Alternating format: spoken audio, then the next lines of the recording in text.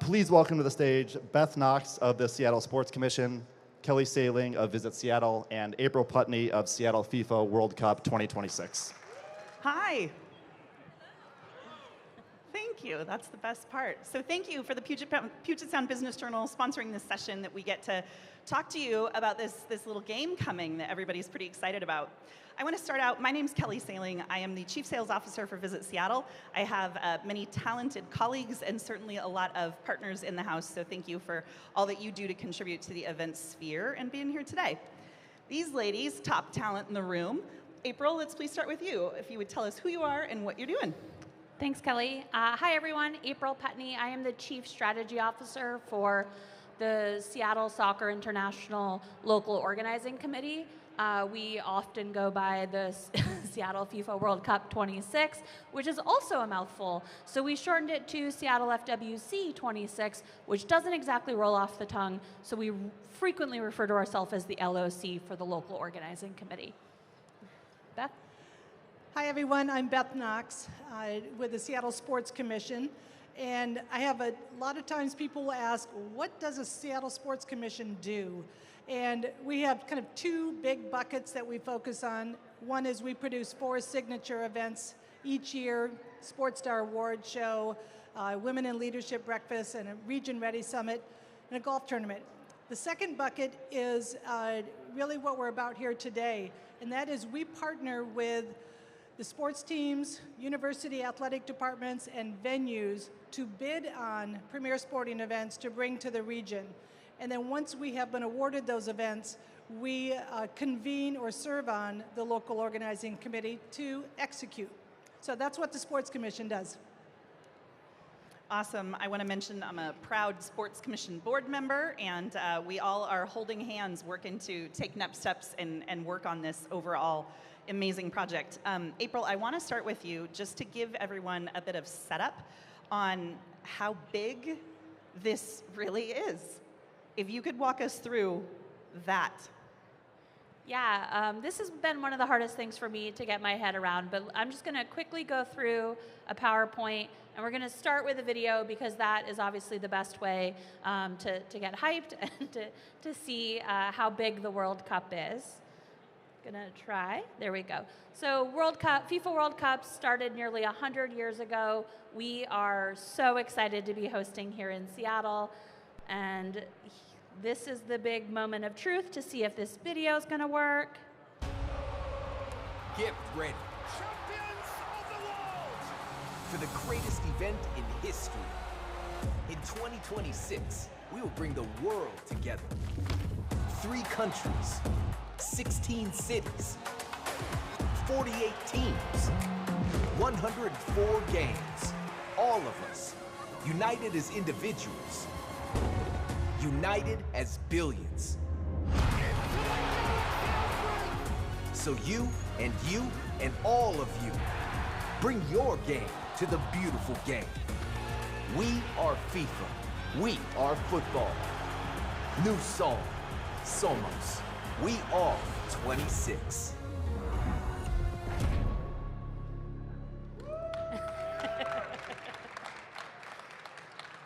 So World Cup is, without a doubt, the largest sporting event that takes place in the world every 4 years. This is a picture from the Doha waterfront where the FIFA Fan Festival took place for the Men's World Cup in 2022.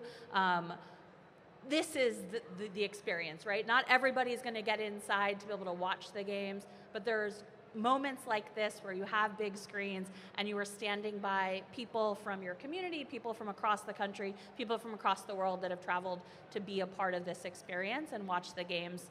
How big is the World Cup? More than 5 billion people tuned in to watch the World Cup the Men's World Cup in Qatar.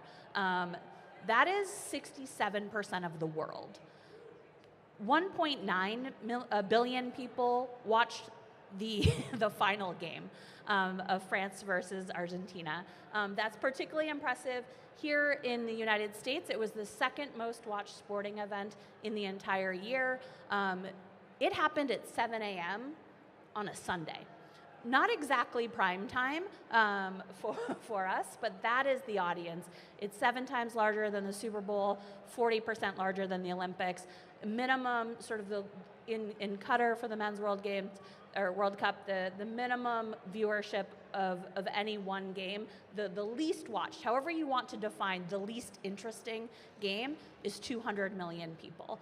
So this is the size that we are talking about, and that's nothing, because the 2026 World Cup is going to be the largest sporting event ever held in the world. We are moving from 32 teams to 48 teams, from 64 matches to 104 matches. For the first time ever, it's going to be hosted across 3 countries and 16 cities, and Seattle is honored and super excited to be one of those cities. We're really jazzed that Vancouver is also going to be one of those cities, so that we're going to have 13 games here in the Pacific Northwest in the summer of 2026. So we're really excited to be a part of this. My organization is a nonprofit that was created for the sole purpose of delivering the games here in 2026. And I'm really, really excited to be on stage with Beth and Kelly, because they are both so instrumental to having actually gotten the games here in Seattle. So I do just want to thank both of them for all of the incredible work they and their organizations did to land this here so that we can be having this conversation.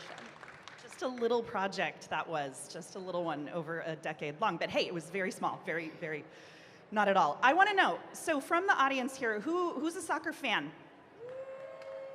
I love the double hands up here in the front. Okay, so soccer fans. Who's just a fan of the event being here? I hope that you guys are as proud of our destination as we are to have earned the ability to have the World Cup here. And we are certainly amongst a very small, prestigious group across the United States. And before we get started, she's taking a picture right now, but Anita Serrana, would you stand up for just a second?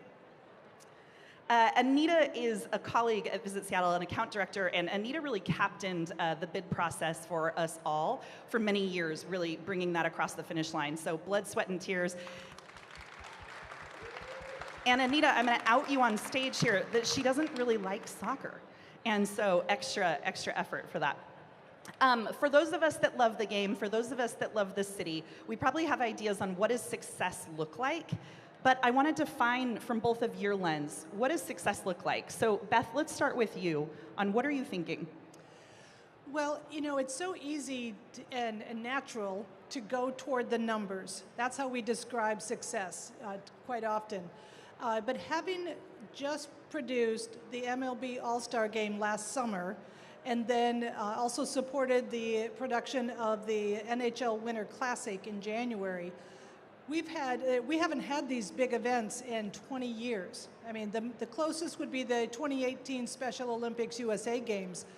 But now that we have had these really premier events on in our city and hosted them here and hosted them successfully, that has created a snowball effect that is going to keep going. And having been awarded the World Cup, now Seattle has this international reputation. National, certainly, for the ones we've already hosted. So that creates a kind of that halo effect where now other events are saying, hey, we want to explore Seattle. We want to bring our event to Seattle. So to me, success is that domino effect of more events coming to our region as a result of having the World Cup here, but also it allows us to create templates with the city, with the county, with the state, with all of our community partners in how we produce these big events successfully. Every time we do one, we learn from it. We learned a lot last summer as well as at Winter Classic, and we're getting smarter and more efficient. So we'll be able to continue hosting these great events and have them more frequently because it won't feel like such a big lift. We will have that muscle memory. So to me, success is feeling like we know how to host these events successfully. April, what do you think? Yeah, similarly. So for us, success is also about what else happens, right? Like, obviously, first and foremost, we want to have safe, fun, exciting experience for everybody who's here. But it's so much more than that. And we are really focused on what is the legacy that we're going to be creating and leaving behind, and really sort of looking to that last major event that we held here in Seattle, the World's Fair in 1962. And that created a whole, obviously created the Space Needle. We're not gonna do that. I saw an April Fool somewhere where somebody said, we're gonna do that. Sorry to be the buzzkill, but we're not. But it created landmarks that are still used today, but it also created a mindset, right? Seattle is the home of innovation. That is what we are. We are a global city, and that's the conversation we want to be having with our community about what is the legacy we're going to be leaving behind, so that in the decades after the games, what's the positive benefit that we have left, both a hard benefit, but also just like spiritually.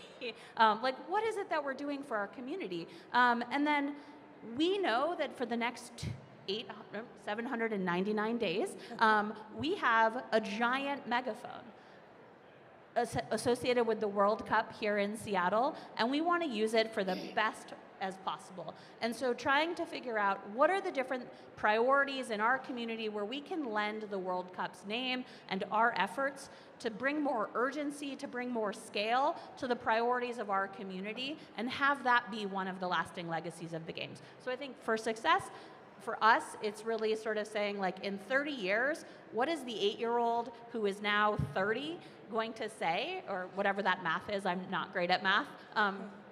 Don't worry, I'm not in charge of our budget. But what is that 8-year-old today or in 2026 going to say in 20 years that they remember and that they were a part of?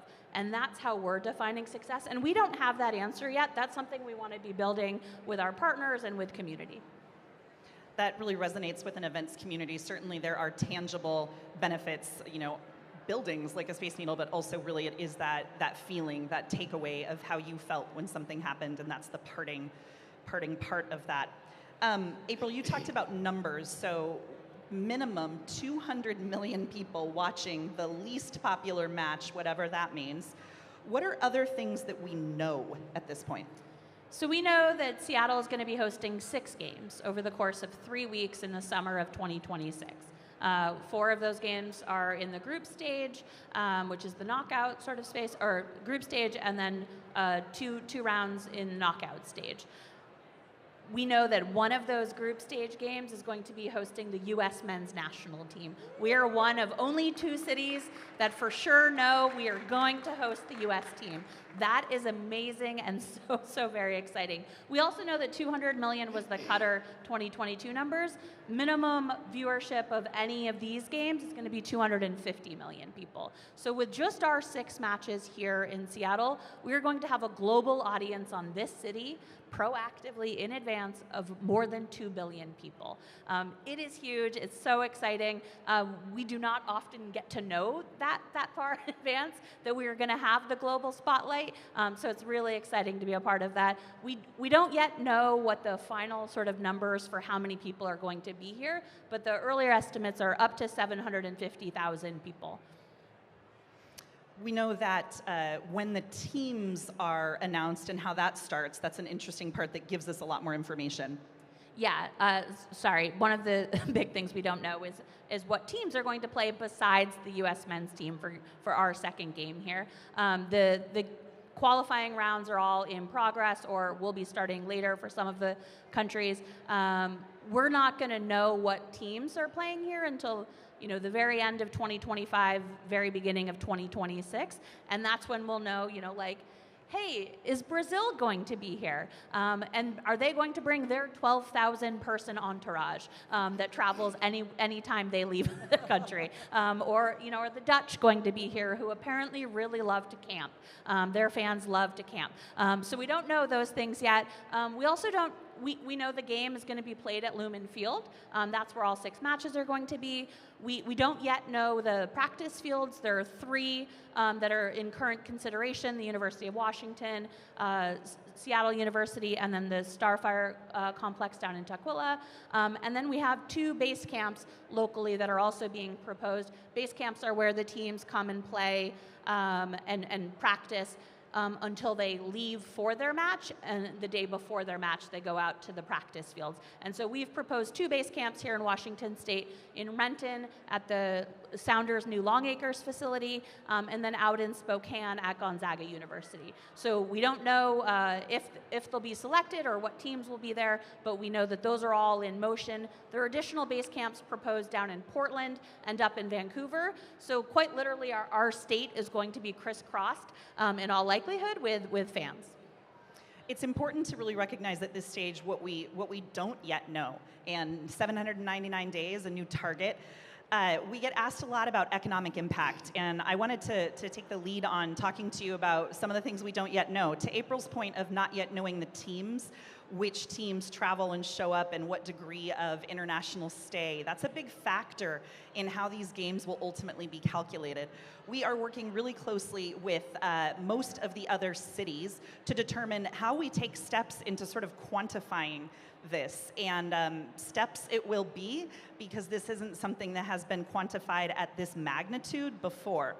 We do know that what FIFA has asked for is 10,000 hotel rooms for the entire duration of the match. They're asking for those to just be on a blanket hold. Our hoteliers in the room know that that's been a tricky process, to say the least. But if you do the math on who is likely to attend, our 67,500 people fit in the stadium, that is very, very conservative on the amount of people that will need housing over that time. April talked about that we have 6 games. A couple interesting statistics on that, or information bits rather. We don't have a single game on a weekend.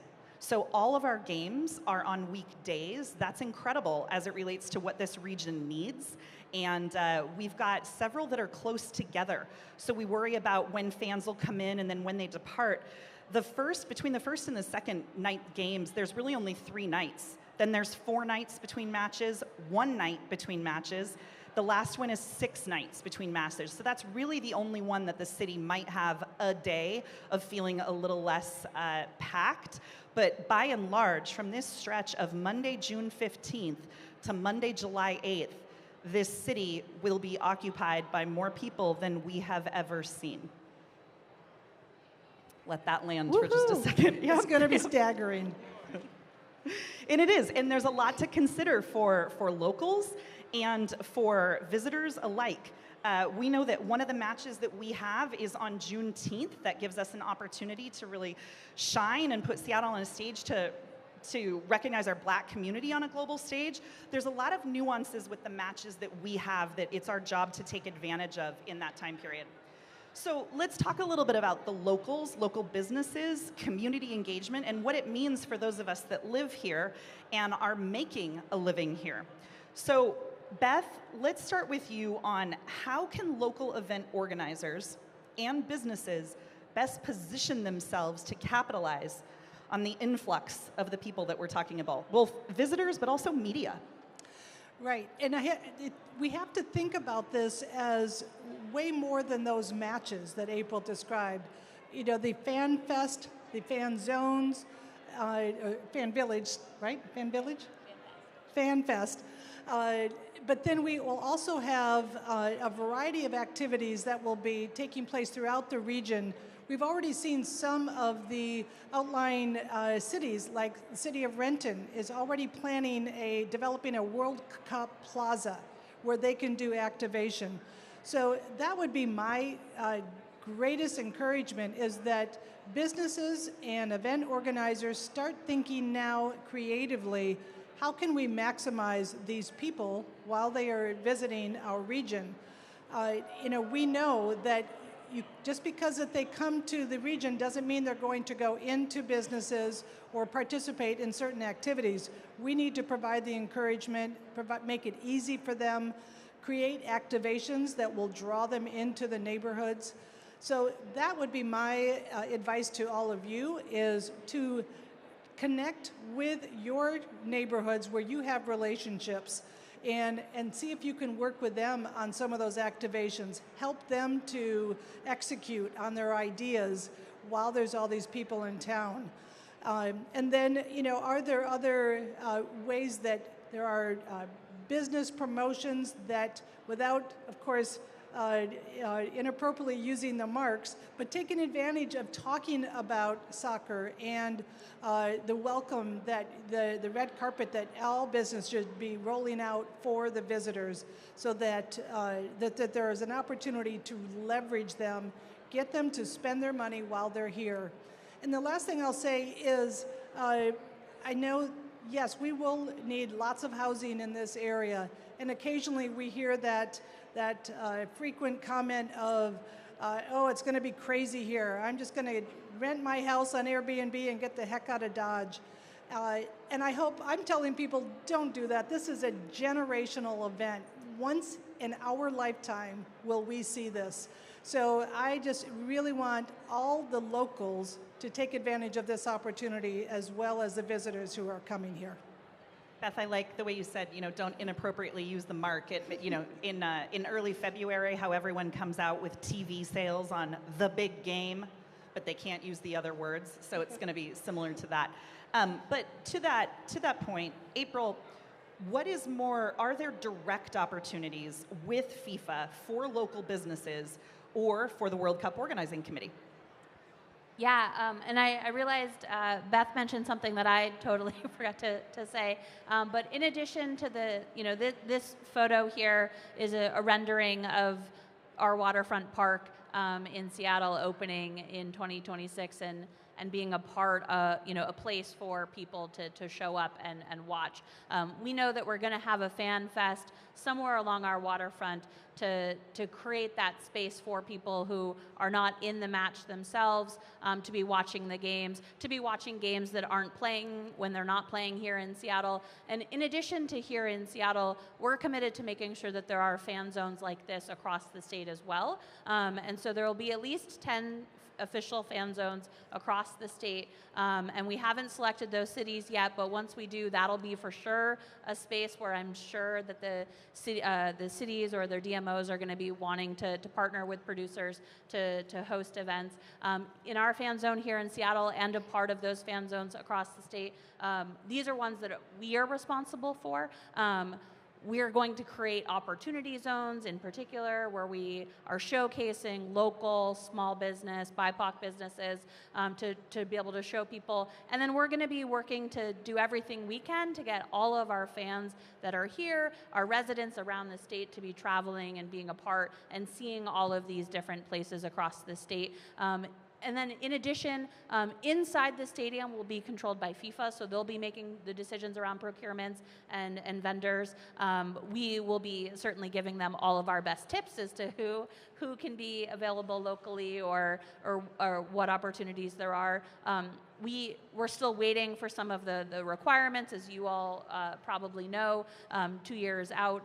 We still don't have all of the information about everything that we're going to be hosting in our fan zone, so we can't finalize and move into procurement yet. But our website, Seattle FWC 26/opportunities, is where we're going to be posting any of the sort of bids or opportunities for jobs or vendors.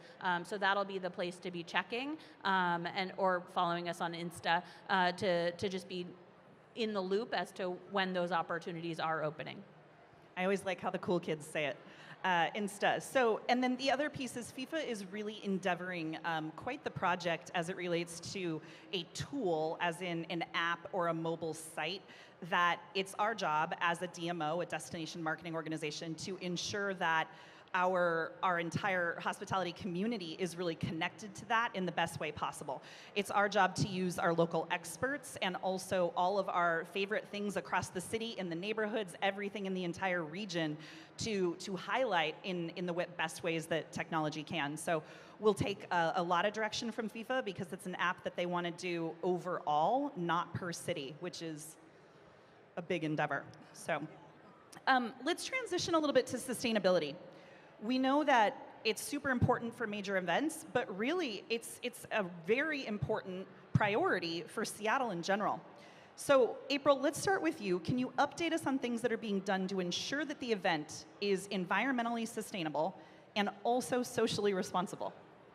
Yeah, absolutely. So we are, you know, our organization is local. We are very aware and believe in the values that we have in the Pacific Northwest and wanting to make sure that we have a sustainable event.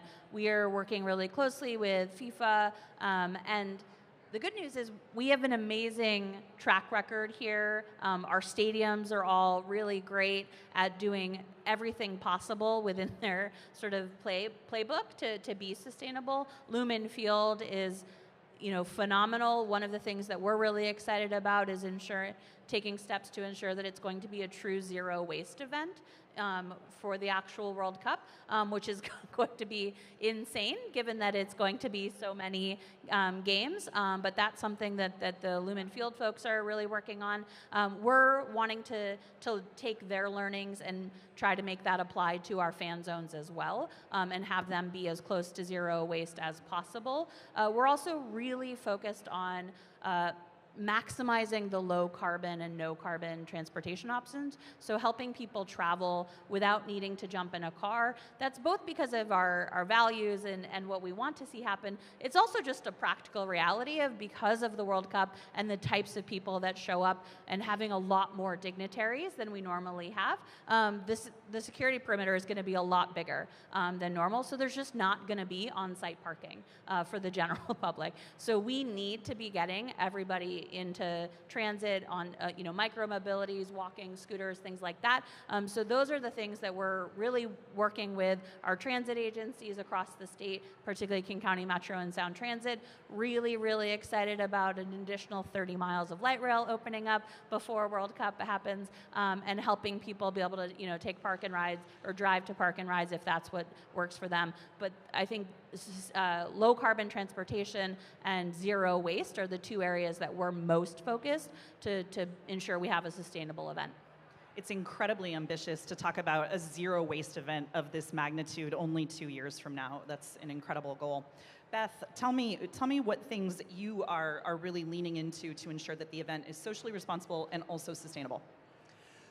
Well, to April's point, what is so unique about Seattle is our compact footprint. We have the ability to walk from the Space Needle to the stadium and without it being a big lift. And I have a short story that when FIFA was here doing their site visit, before they awarded Seattle at the host city opportunity, there was one individual who was skeptical from FIFA that it was as walkable as we were describing it. So we were all going to be jumping on the shuttle to go to the Amazon Spheres for the next gathering, and it was during rush hour, and he said, we were at the stadium, and he said, I'm going to walk, I'll meet you there, and he beat us. So he said, okay, I believe you now. And he was just commenting on how easy it was to walk through our city. So taking advantage of the values that Seattle has and that unique footprint that allows us to walk or use bikes or scooters or whatever mode of transportation, so many options on public transportation. All of that is something that now the Sports Commission is using as part of our calling card when we're bidding on future events.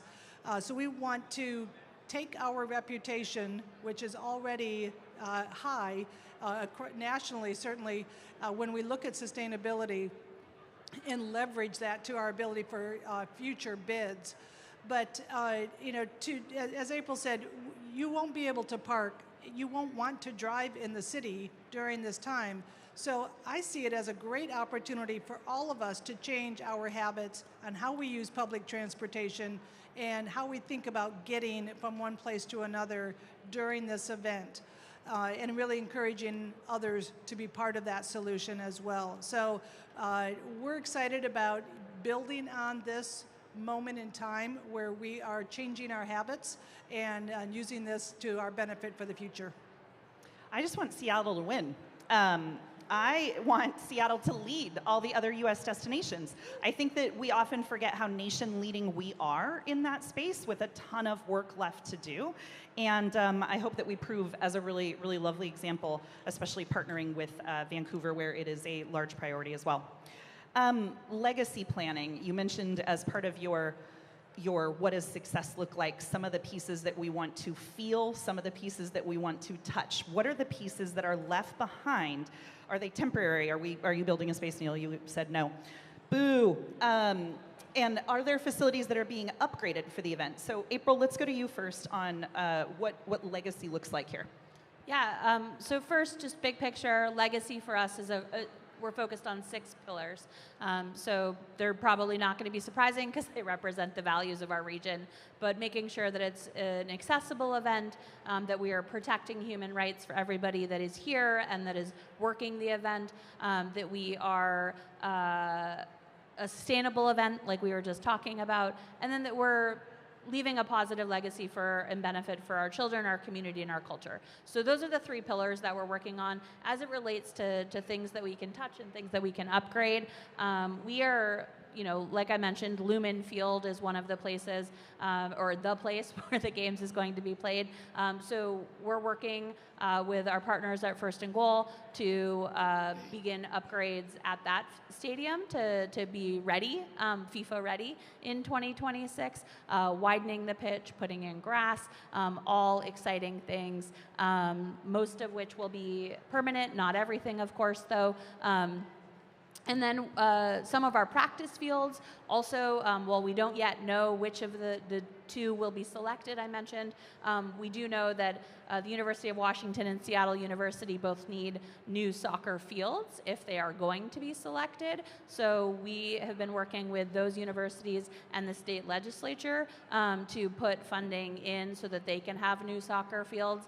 Super exciting. That construction is going to begin sometime this summer for both of those places. And then Gonzaga University, one of the proposed team base camps, their soccer field's actually already FIFA ready. But they do need some equipment upgrades and some other minor improvements, and so be working to make some improvements there as well.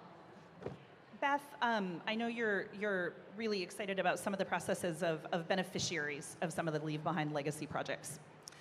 Yeah, in particular, one of the more exciting legacy projects that the local organizing committee is working on is in partnership with the RAVE Foundation, which is a partnership with the Seattle Sounders. Was it 2 years ago, I think, that they set this goal of installing 26 mini pitches, which are play fields, could be soccer, could be any type of play, but 26 mini pitches installed in our region by 2026. And this is not just the installation, but also the maintenance of them afterwards. It's a hugely ambitious goal, and one that we are actually going to exceed. So not just meet that, but exceed it. There's been tremendous response of support. We've had some really great donors and fundraisers that have helped to help us to live that goal. And this is going to benefit so many underserved communities where kids don't currently have access to a play field. So that's the number one thing. But there's also, after producing the MLB All-Star Game, we were able to incorporate a legacy component that would divert some of the funds that we raised toward a youth equity program around baseball and softball. And now we're looking to develop the same type of program following the Seattle 26 World Cup so that we can continue the efforts to ensure that all kids have the ability and access to a play field or the chance to play in some way. So we'll continue to work with the Sounders in bringing soccer to kids throughout the state of Washington, not just our region, as one of the legacy components to the World Cup. It's important to note that Seattle isn't, it's very different than an Olympics where oftentimes there are entire structures erected for purposes of playing those games. And the there were 5 different billion-dollar projects happening over the past 7 years or so in our region that positioned us to be able to be awarded the games. There's certainly the light rail and the other infrastructure around transit. There's the airport. There's this building, Climate Pledge Arena. There's the waterfront, and those are the 5. Those are all billion-dollar projects that are in various stages of having been completed or will be completed that positioned us, but there isn't anything like we had to build a stadium or a wing at the airport to be able to accommodate this. We've mentioned some of the things so far that are going to be difficult. There are going to be some challenges.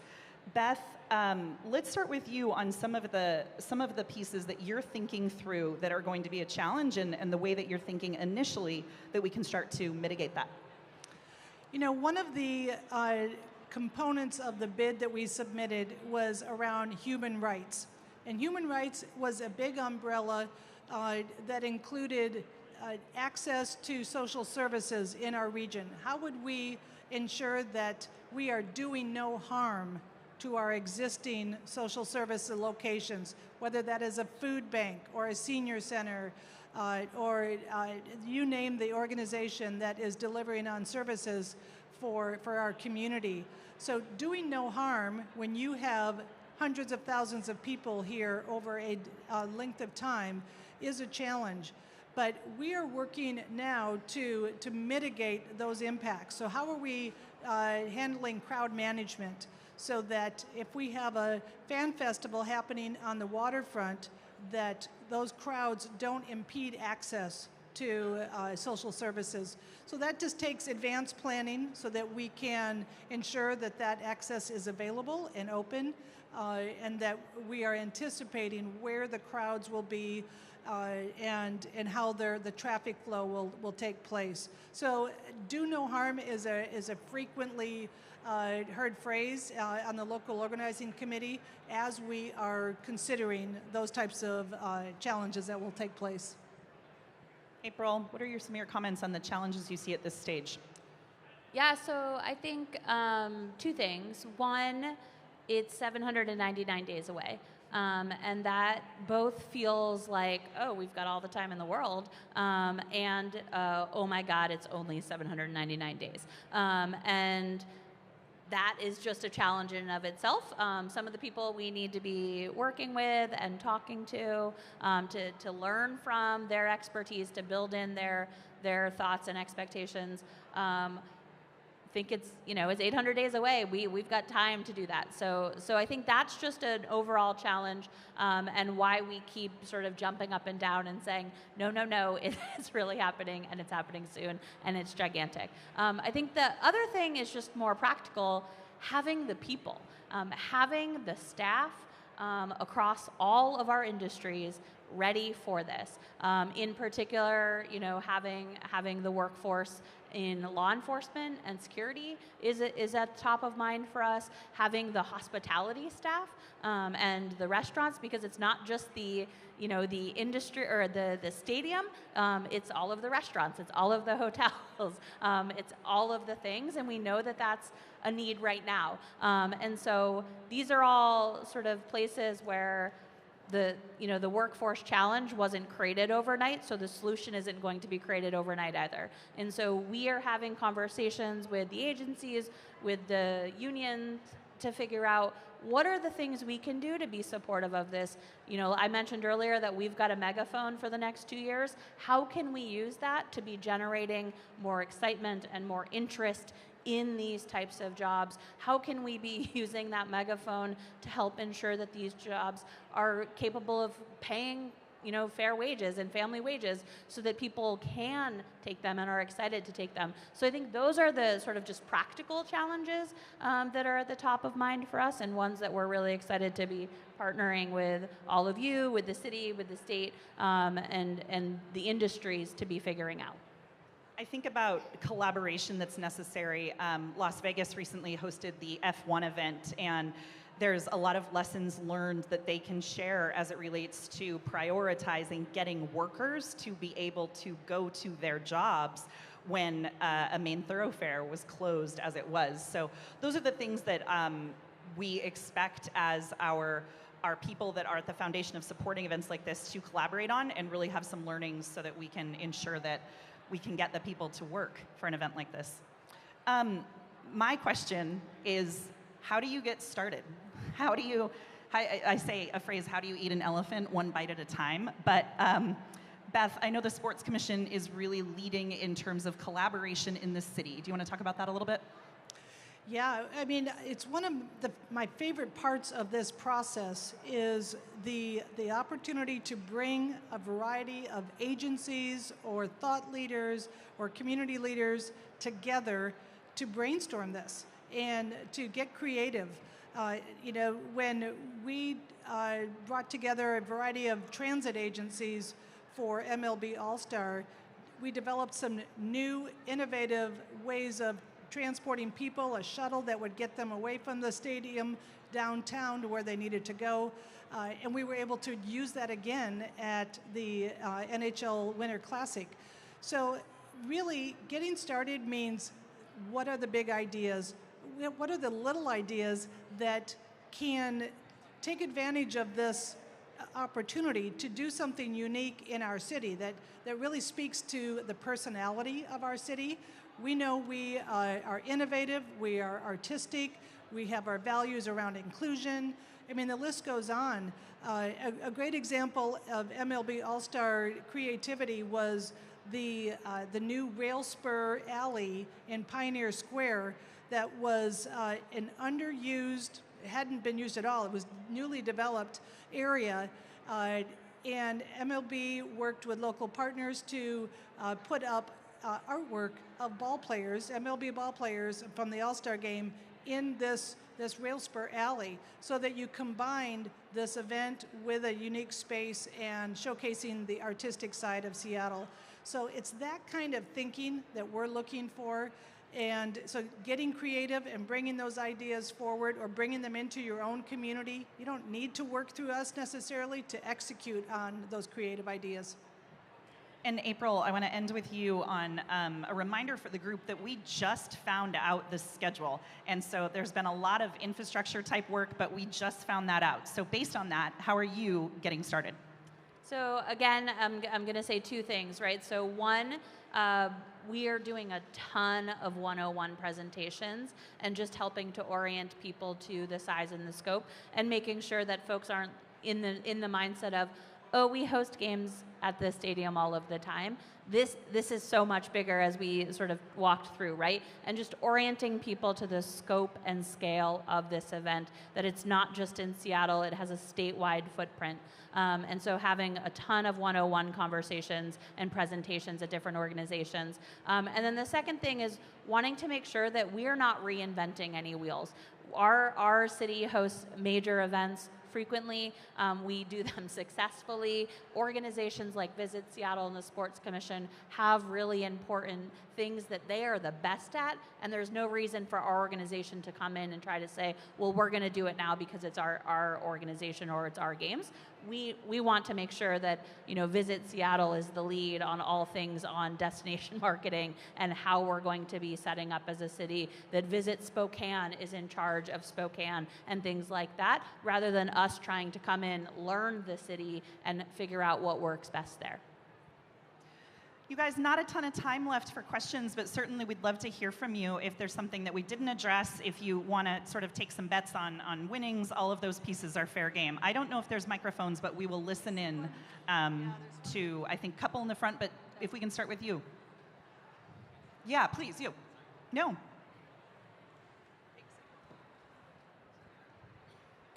So I heard you guys talking about like better fulfillment at the end of the World Cup as it leaves our entire state in general. If anyone was following the last World Cup, we, like months after, we saw the absolute ruin and just tragic things that happened along with the Olympics. And I hear that you guys, from what I'm hearing from you guys, that you're doing these play parks and all of these access points for our community around and everything. And I hear that you have contingency plans into maintenance and taking care of them after they're done, after the event is actually gone. Is there any other focus in the sense of the immediate surroundings, so morely the downtown area, contingencies to ensure that when this influx of these people come in, and inevitably, no matter how well we plan, there is damage, there is things that change quickly. What are your contingency plans to ensure that this doesn't leave a mar on like the people that are truly a part of this community, you know, especially in the hospitality industry? As you brought up F1, I was physically there for F1. It was an absolute nightmare. It was insane. The amount of craziness going on, even with their planning, was nuts, right? So what is I your use the contingency words plans? learning from it, but yeah, that's my understanding as well. Yeah, okay. Well, so there's several things. I want to make sure that Beth and April have comments on this too. I would say, again, very important to all of our value system, because we live here too. That is the goal. So as Beth talked about the collaboration that the Sports Commission is doing with city officials, transportation officials, all of that, we have to have seats at the table early and often so that we can assign roles and ensure that people do have contingency plans and also roles and responsibilities of what they're doing. I have been physically in this city, post-COVID, scrubbing graffiti off walls. I hear you loud and clear on this is not a place that we want this to have a mark that isn't spectacular. And an event of this magnitude, it's likely. And we need to have plans for that. So plans underway to collaborate, and then other comments from you. I'll just add to that is communication.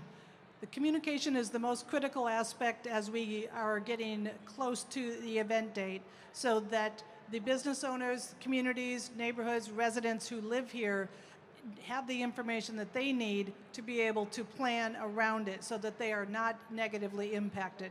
So really being transparent in the street closures, timing of access or VIP delegations, et cetera, so that they have the ability to plan around that. Thank you for asking. Thank you for caring.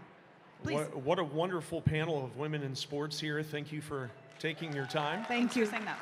My name's Jonathan West with the Hall Group, Queen Anne Beer Hall, Moss Bay Hall. We're excited for the fan events. Thanks for doing what you coming do. up. Oh, it's wonderful. Two quick questions.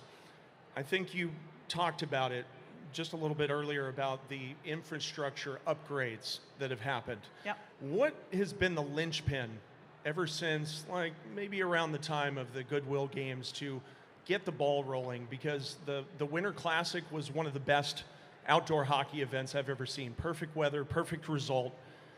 Now, what could all three of you maybe pinpoint as the linchpin to get the ball rolling down the hill? Beth, you want to start? I would say it's already rolling. We have bids out now through 2031, 33 for a Rugby World Cup, men's and women's, all the way through. So, yes, from the Goodwill Games, which was now 30 years ago, we've had sporadic events, but now that ball has left the top of the hill, and so having produced those the Winter Classic and the All-Star Game. Now there's just a steady, that's my job, is to make sure that there's a steady cadence of events that are coming to this region. And my goal is also that the cadence is balanced so that we don't have World Cups year after year after year, although we do want the Women's World Cup in 27, if we are able to get that. But to also bring in the smaller events that still have an impact, but not necessarily the significant disruption that these premier events have. And I would say the linchpin from my perspective is the cohesiveness between our sports teams, our business community, our community at large, and our elected officials. Prior to joining the local organizing committee, I worked for the King County Executive. I was in meetings routinely with Beth and the sports teams where we were just coordinating on things, and that is not something that exists in a lot of communities across the country. The coordination and that our sports teams are more than sports and they care about our community. As Kelly was saying, they live here too, and they are a part of this community, and that coordination just doesn't exist in most metro areas in the country. I would just add that the comment I made earlier is really no joke as it relates to this is more than a decade in the making. So while it might feel like it's all sort of happening in one moment with All-Star and NHL and then the World Cup. These are wheels in motion for a very long time using infrastructure that we had to prove was actually happening. So once projects at the airport and regional transportation and those pieces started, then we have been loudly advocating to be able to bring things to our favorite Emerald City. And the other question, really quick. It started in 2002 in Salt Lake. It was bigger in 2010 in Vancouver. The concept of country houses, so like Germany House, Brazil House, Italy House, has that been talked about? Has that been discussed?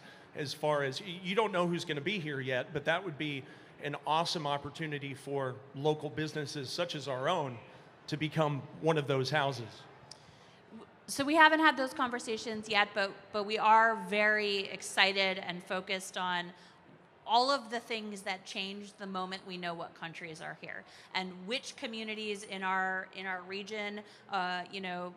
If Ukraine is here, we know we have a huge population in Kent and South King County, right? And just figuring out where are the places, the businesses, the different parts of the community that get activated as a result of what team is here and what nation is here. So haven't had the conversations yet, but we are growing a list of everything that happens and changes the moment we get to know that information. And again, to reiterate, December of 25 is the target for more of that information in terms of the initial teams getting announced. And a lot will happen after that. There will be a pretty hard push in Q1 of 26 to continue to sell the tickets that are not already sold. So anybody trying to do things in advance of that is not legal, okay? Those are not real. Don't buy them. And so in Q1 of 26 is when that'll get really strong, and then it's go time from there. Please. Yep. First, I'll say, not knowing the games that will be here until early 2026, considering how long this is being planned, seems bonkers to me. But I guess from an event lens, I hear you. Right. But my actual question was, how are you guys working with people within the city and businesses to make sure things don't go out of control in terms of affordability? Because I mean, we know people are going to turn housing into Airbnbs, and now people are going to not be able, we already can't afford to live here. How are those things being looked at? Are you talking to hotels to keep their rates reasonable? What things are being done to make sure that the city remains accessible to those of us who live here year round and people who just don't have the resources? Certainly it's a capitalistic society, there is no question, and to some extent we have very little control over what those pieces, but what I'll point to are two examples. At the Major League Baseball All-Star Game in this last summer, it was a huge initiative for the Mariners, and I've not heard from First and Goal, but as an example, they worked really hard to have not inflated pricing. They had, and Beth, you'll remember what the price of a hot dog was and what the price of a drink was, but it was beautiful how they kept that intact so that people could ensure that it was accessible for families, for people that weren't spending $17 on a Coke, right? The other piece I would say is hotels are contracted at this stage. Most of them are contracted throughout the region, and they wouldn't tell you that the rates are reasonable, and that's what FIFA has commanded. So there will be incredibly expensive things, and we hope that you stay to enjoy them, but it's going to be a pricing situation. I will also say, though, that we're in good company. Remember that this also takes place in San Francisco. It takes place in Vancouver. So Portland's the only one sort of in that corridor without, and so it's not like it's in one spot that is really only one hot button. It is across the really the North American region. Yeah, I was going to say the same thing in terms of one of the benefits is that it is across 16 cities, so it's not a singular, it's not the Olympics, it's not a singular location where you have to be here. And then, it's the World Cup. Games are played at the same time, so everyone is not going, that 2 billion number, they're not all going to be here. That's the viewership, right? But you're absolutely right. There are problems in our community right now, and part of what we want to do as a legacy is we know World Cup is not going to solve the world. It's not going to solve every crisis that the city and the region is facing, but we want to make sure that we're doing our part to not make things worse. And I think affordability and housing is a space where I don't know what the solution is. I think this Airbnb issue and sort of just where are people going to be is a question that we keep having, and something that we are having conversations with state lawmakers, with city folks about what are opportunities to help. But I'm not sure what the easy solution is, particularly since, I mean, we all know what it takes to build housing, right? Like, we could start building housing now, and it is in all likelihood not going to be open by the World Cup. So that's just the reality that we're in, and want to do everything we can to help ensure that we're not creating more harm. But I think you've identified one of the very real challenges. And I'll just add one thing to that. One of the advantages is that people will drive up, I've been told, will go up to 2.5 hours. They'll stay in a hotel 2.5 hours away from where the match is. So we have lots of opportunity for people to be spread out throughout the state and still come to a match. But also the fact that the local organizing committee wants to take fan zones out throughout the state and give other cities in Washington the opportunity to have a watch party or a fan zone, that will help disperse people as well. So people will have the ability to celebrate the World Cup, perhaps in Spokane or Yakima or Bellingham, and they won't have to come to Seattle, which, just given the numbers, it will be more valuable to us to have those people dispersed throughout the state. I think we're wrapping up on time, but any last questions? We are headed over to a speaker tent, so certainly can connect more there, but if there is, yes, please. Is this on? Yeah. I just wanted to say I have a very positive outlook on this, and I'm very grateful for bringing this to our city. So I have a creative business, and as soon as I learned about this, my first thought is, how do we capitalize on it, and how do we all show up and show out and be prepared? I'm not in like the damage control, and maybe that's naive. I'm seeing a lot of opportunity for our region, and if I can help map anything out, thank you. Put me in, coach. Here, Thanks here. for sharing in the excitement. Thank you for doing this. We appreciate people like you. Thank you. All right, thank you to the Northwest Event Show for having us, for the Puget Sound Business Journal for sponsoring this session, and for you for coming. Thank you very much. Thank you.